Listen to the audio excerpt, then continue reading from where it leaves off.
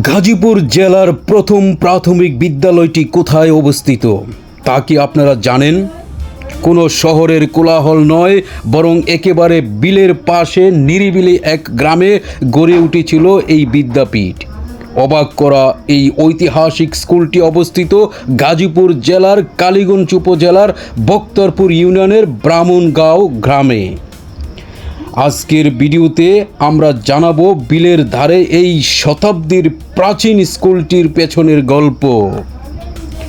গাজীপুর জেলার সবচেয়ে পুরনো প্রাথমিক বিদ্যালয়টি আজ থেকে 200 বছরেরও বেশি সময় আগে, যখন এই উপমহাদেশে ব্রিটিশ শাসন সবেমাত্র শিকড় গাড়ছে, তখন গাজীপুরের এক প্রত্যন্ত গ্রামে জ্বলে উঠেছিল শিক্ষার আলো।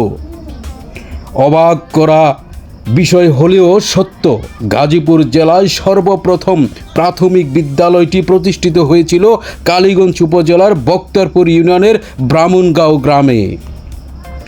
সালটি ছিল 1800 খ্রিস্টাব্দের।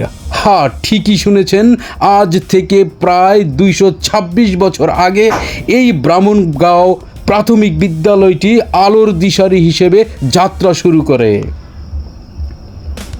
ঐতিহাসিক প্রেক্ষাপট: 1800 সালের দিকে, যখন সাধারণ মানুষের শিক্ষার সুযোগ ছিল অত্যন্ত সীমিত, তখন এই অঞ্চলের একটি প্রাতিষ্ঠানিক বিদ্যালয় গড়ে ওঠা ছিল এক অবিশ্বাস্য বিপ্লব।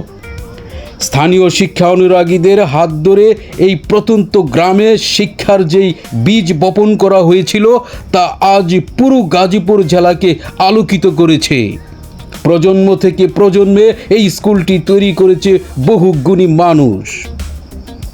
মানুষের বিবর্তনে অনেক কিছু পাল্টালেও ব্রাহ্মণগাঁওয়ের এই বিদ্যালয়টি আজও ইতিহাসের সাক্ষী হয়ে দাঁড়িয়ে আছে।